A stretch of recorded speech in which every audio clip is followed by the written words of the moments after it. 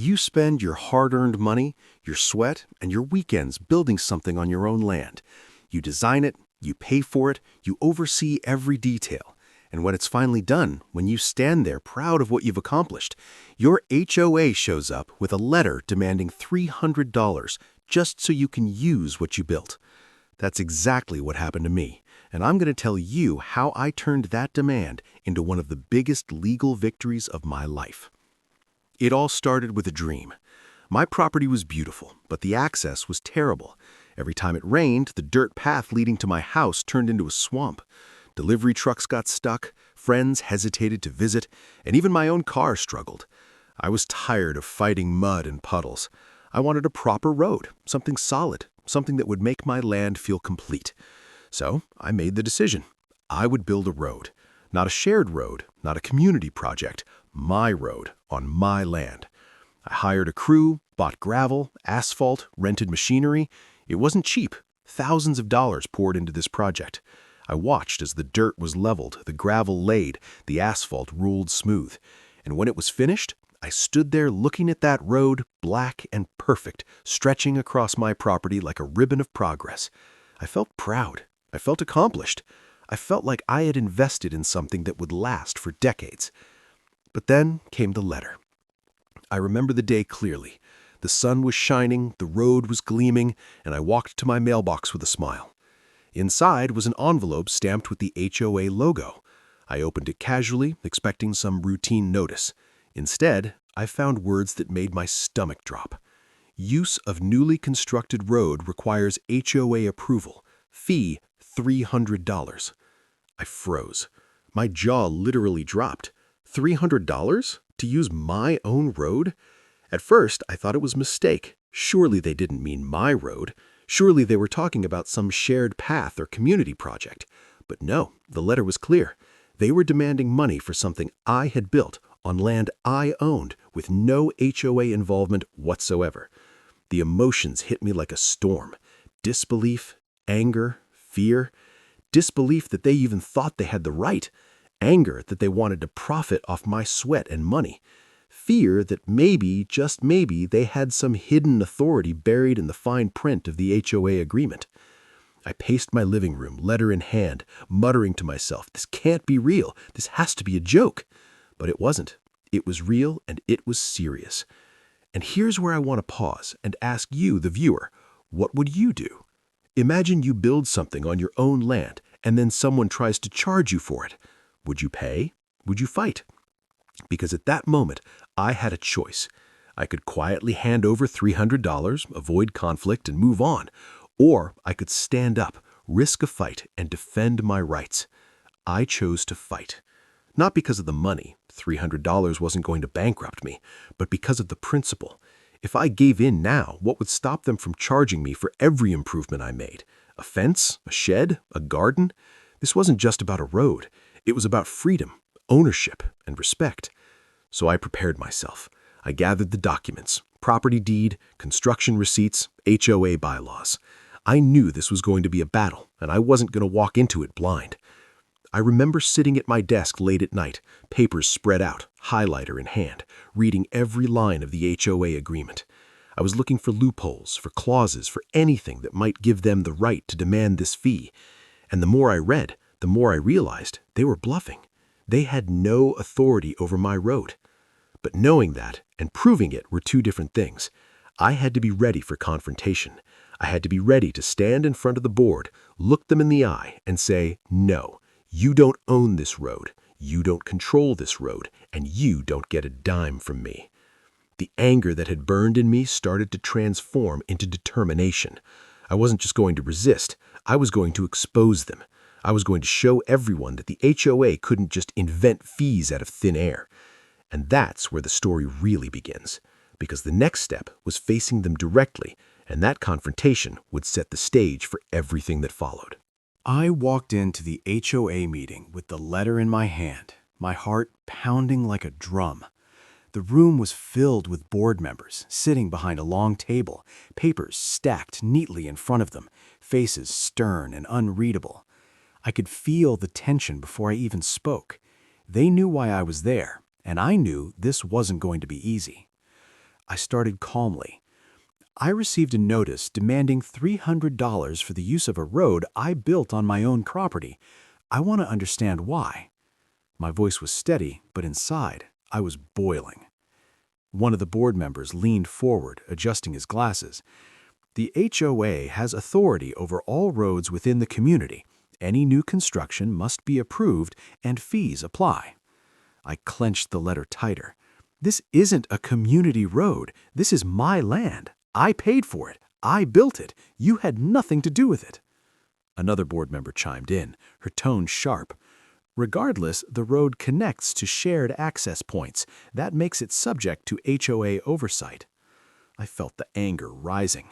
They were twisting words, bending rules, trying to make something theirs that wasn't. So let me get this straight, I said, leaning forward. You're telling me that because my road touches a shared path, you think you can charge me $300 even though it's entirely on my property? The room went quiet for a moment. I could see them exchanging glances, trying to gauge whether I would back down, but I didn't. Inside, I was battling emotions. Fear whispered, what if they're right? What if they can find me more? Anger shouted, they're bullies, and bullies only win if you let them. Determination pushed me forward. Stand your ground. Don't let them intimidate you. One of them finally spoke again. It's standard policy. Everyone pays fees for road use. You're not exempt.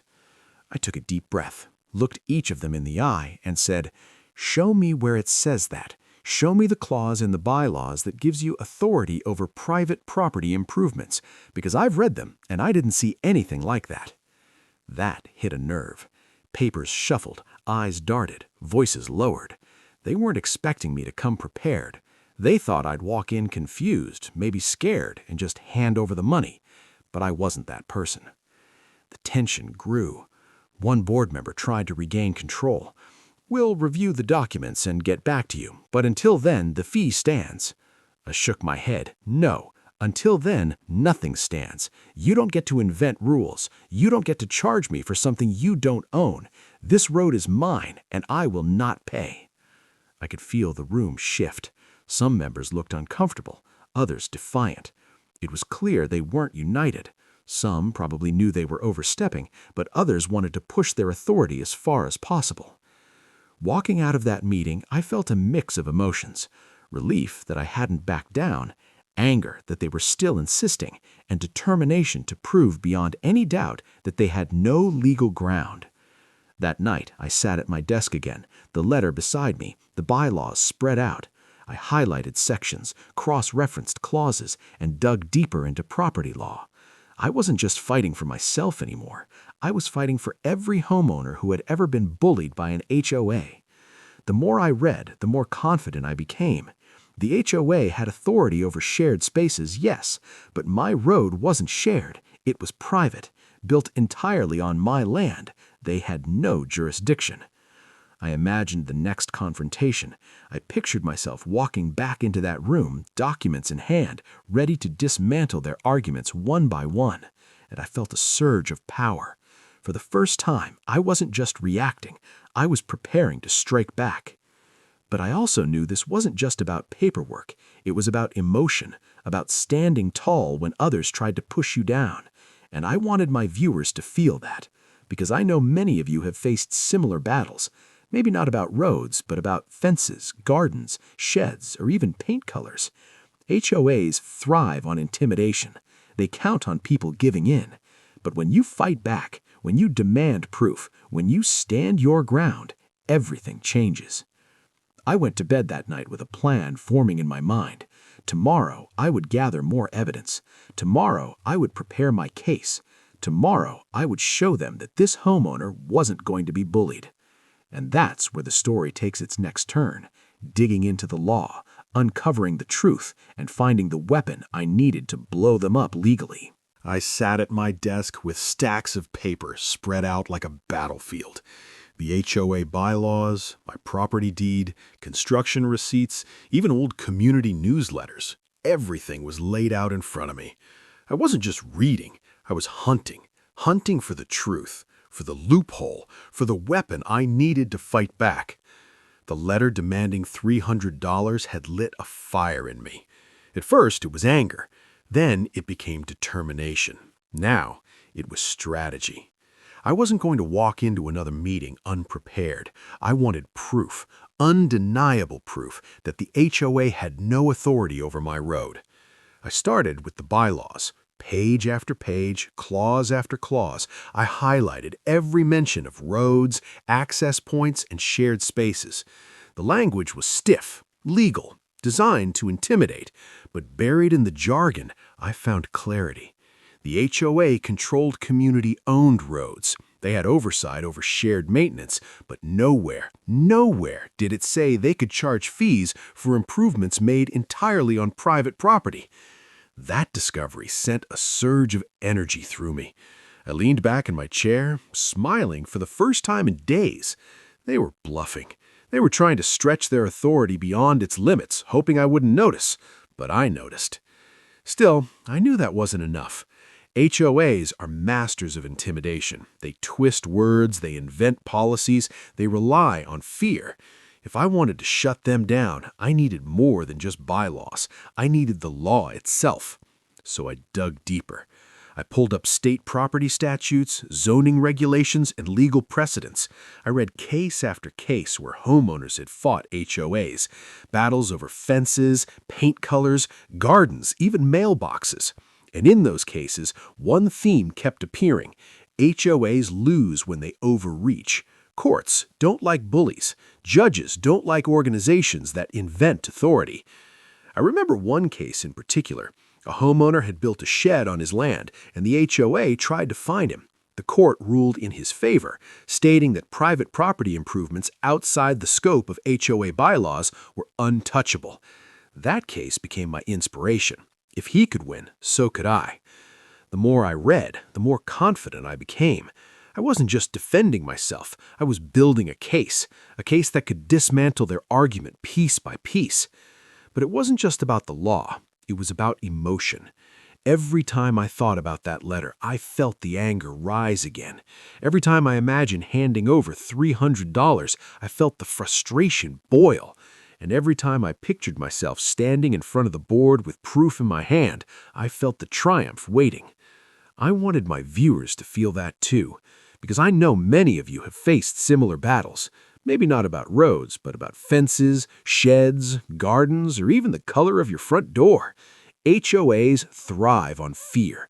They count on homeowners being too tired, too busy, too intimidated to fight back. But when you dig into the law, when you arm yourself with knowledge, everything changes. I spent nights at my desk, highlighter in hand, coffee by my side, reading until my eyes burned. I wasn't just preparing for a meeting, I was preparing for war. And then I found it. The golden clause, the one line in the HOA bylaws that sealed their fate. It said, "The association shall have authority over common areas and shared facilities." That was it.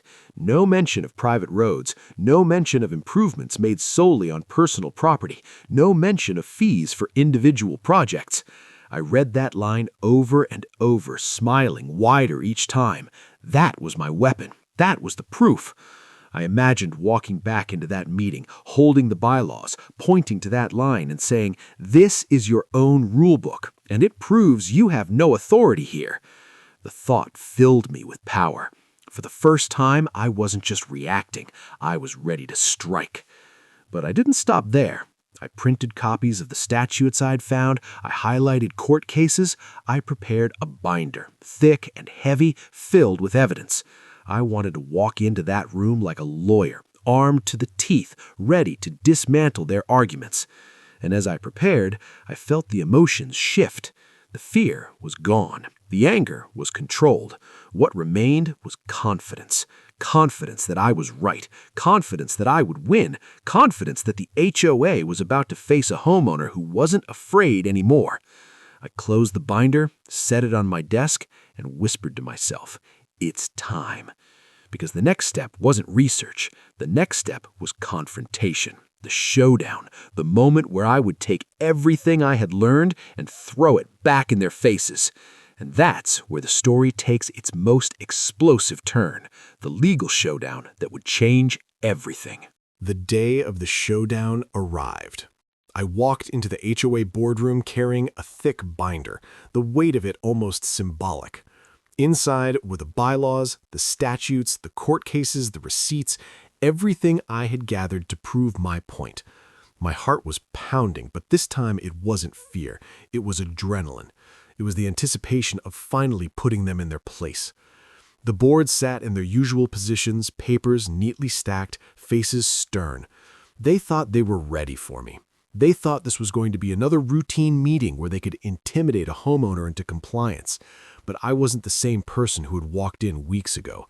I was armed, prepared, and determined. I placed the binder on the table with a deliberate thud. "I've reviewed your bylaws," I began, my voice steady. "I've reviewed state property statutes. I've reviewed legal precedents, and I'm here to tell you, you have no authority over my road." One of the board members smirked, leaning back in his chair. "We've already explained. The road connects to shared access points. That makes it subject to HOA oversight." I opened the binder, flipped to the highlighted clause, and slid it across the table. "Read this. Your own bylaws state, the association shall have authority over common areas and shared facilities. That's it.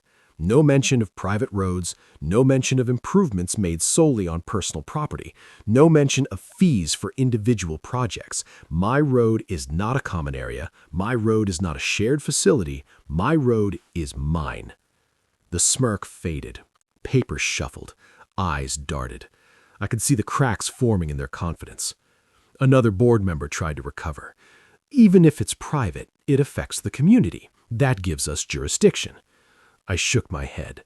"No, affecting the community is not the same as being owned by the community. You don't get to invent authority because you feel like it. The law doesn't work that way." I pulled out a printed court case, highlighted in yellow. "Here's a precedent. A homeowner built a shed on his land. The HOA tried to fine him. The court ruled in his favor, stating that private property improvements outside the scope of HOA bylaws were untouchable. That's the law, that's the precedent, and that's exactly what applies here." The room grew tense. Some members looked uncomfortable, others defiant. I could feel the battle shifting. They weren't expecting me to come in with this level of preparation. They weren't expecting me to dismantle their arguments piece by piece. One of them raised his voice, frustration creeping in. "You can't just ignore HOA authority. We exist to maintain order." I leaned forward, my voice sharp. Order doesn't mean overreach. Authority doesn't mean abuse. You exist to manage shared spaces, not to extort homeowners for private projects. You crossed the line, and now you're exposed. The silence that followed was heavy. I could see them struggling, searching for a comeback, but the binder in front of them was undeniable. Their own rules betrayed them. The law betrayed them. The precedent betrayed them. Inside, I felt the surge of triumph. This was the moment I had been preparing for. This was the moment where fear turned into victory. But I didn't stop there. I wanted to make it clear that this wasn't just about me. I wanted to make it clear that homeowners everywhere deserved better. I looked around the room, meeting each pair of eyes. Do you know what this looks like? Do you know what message you send when you try to charge me $300 for my own road? You look like bullies. You look like an organization that invents authority to squeeze money out of people, and I won't stand for it. Not for me, not for anyone. The words hung in the air. Some members shifted uncomfortably. Others avoided my gaze. The power dynamic had shifted. I wasn't the one on trial anymore. They were. Finally, the chairperson cleared his throat. "We'll review this further. Perhaps the fee was premature." I smiled, leaning back. "No, the fee wasn't premature. The fee was illegal. And if you don't rescind it, I'll take this binder to court. And when I do, you won't just lose the fee. You'll lose credibility, you'll lose trust, and you'll lose the respect of every homeowner you claim to represent." That was the knockout punch. The room went silent. No one spoke, no one argued. They knew they were beaten. Walking out of that meeting, binder in hand, I felt lighter than I had in weeks. The anger was gone, the fear was gone. What remained was victory. I had stood up to them. I had exposed them. I had blown them up legally. And that's where the story turns toward resolution, the moment where the HOA finally backs down and the victory becomes official. A week after the showdown, the letter arrived.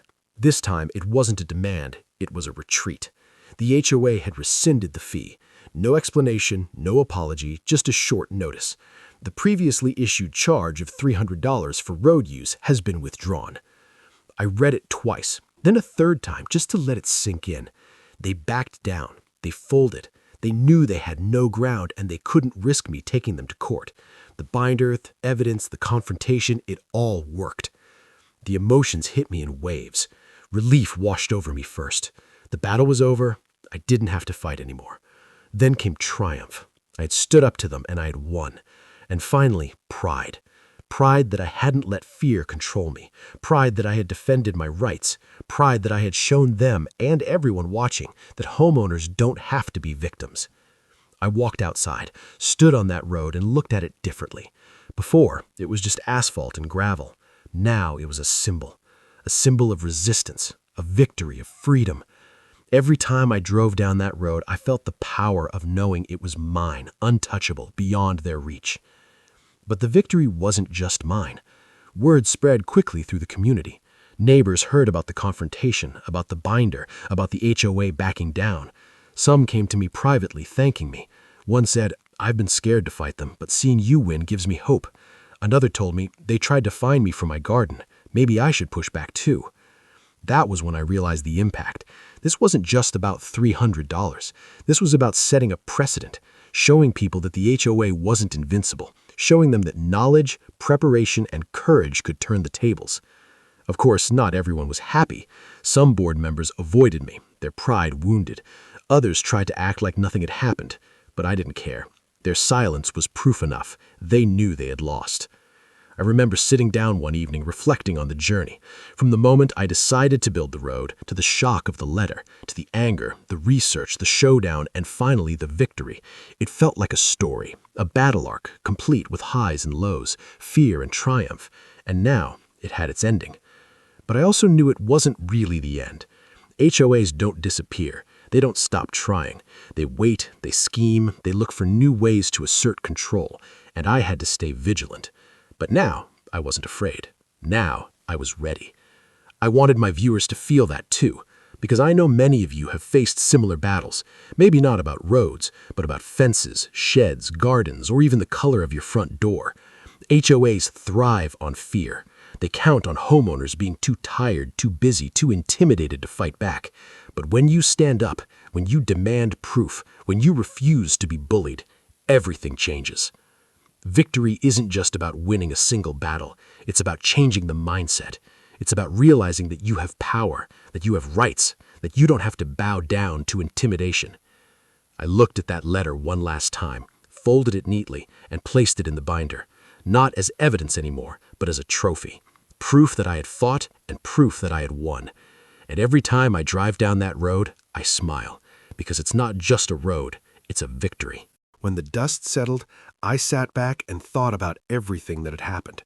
A simple decision to build a road on my own land had spiraled into a battle with the HOA, a battle that tested my patience, my courage, and my resolve. And in the end, I had won. But the victory wasn't just about me. It was about what that win represented. Because here's the truth. HOAs thrive on intimidation. They count on homeowners being too busy, too tired, too scared to fight back. They send letters, they invent fees, they act like their word is law. And most people, overwhelmed by the thought of conflict, just pay up. But when you stand up, when you demand proof, when you refuse to be bullied, everything changes. That road on my property became more than asphalt and gravel. It became a symbol of resistance, of empowerment, of freedom. Every time I drive down it, I'm reminded that I didn't just build a road, I built a statement that says, this is my land, my right, my victory. And I want you, watching this, to feel that same power. Maybe your battle isn't about a road. Maybe it's about a fence, a shed, a garden, or even the color of your front door. Maybe it's about a fee that doesn't make sense, a rule that feels unfair, or a demand that crosses the line. Whatever it is, know this: you are not powerless. You have rights, you have the law, and you have the ability to fight back. I know it's scary. I know it feels overwhelming. I know the thought of standing up to a board of people who act like they own the community can make your stomach turn. I felt that too. I felt the fear, the anger, the frustration, but I also felt the triumph, the relief, and the pride. And that feeling, that moment when they backed down, was worth every second of the fight. So here's my message to you. Don't let them intimidate you. Don't let them invent authority. Don't let them take what's yours. Stand up, fight back, demand proof. And when you do, you'll realize something powerful. They're not as strong as they pretend to be. This story isn't just entertainment, it's a lesson. A lesson in courage, in preparation, in persistence. A lesson that says you don't have to be a victim, you can be the victor. And if you've ever faced something like this, I want to hear your story. Share it in the comments. Tell me what your HOA tried to pull and how you responded. Because the more we share, the more we learn, and the stronger we become together. If you found this story inspiring, if it gave you courage, if it made you feel empowered, then hit that like button. Subscribe to the channel for more stories like this, stories of homeowners standing up, fighting back, and winning. Because this isn't the last battle, and it won't be the last victory. Together we can build a community of people who refuse to be bullied, who refuse to be silenced, who refuse to hand over their rights. Together we can show HOAs everywhere that homeowners aren't just names on a list. We're people with power, with pride, with determination. And every time I drive down that road, I'm reminded of that. I'm reminded that victory is possible. I'm reminded that courage pays off. I'm reminded that when you stand up, you don't just protect yourself, you inspire others. So let this road be a symbol for you too, a symbol that says you can fight back, you can win, you can stand tall. And when the next letter arrives, when the next demand comes, when the next battle begins, remember this story. Remember the binder, the showdown, the victory. Remember that you don't have to give in. You can push back. You can prevail. Because at the end of the day, it's not just about roads or fences or sheds. It's about freedom. It's about respect. It's about knowing that your land, your home, your life belongs to you, not to them. So drive down your own road with pride, stand on your own land with confidence, and never forget you have the power to blow them up legally just like I did. And if you're ready for more stories, more battles, more victories, stick around. Subscribe, comment, share, because this channel isn't just about me, it's about all of us who refuse to be bullied, all of us who choose to fight, all of us who know that victory is possible. This was my story, my battle, my victory, and now it's yours too.